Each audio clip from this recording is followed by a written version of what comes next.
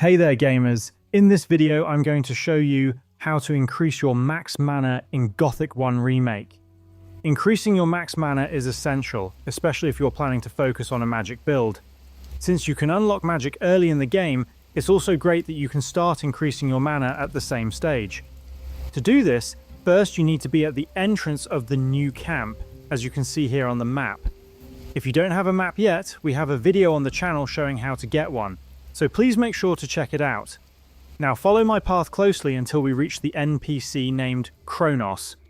As you can see, he's standing near the center of the camp, and you can easily spot him thanks to the bright purple glow around him.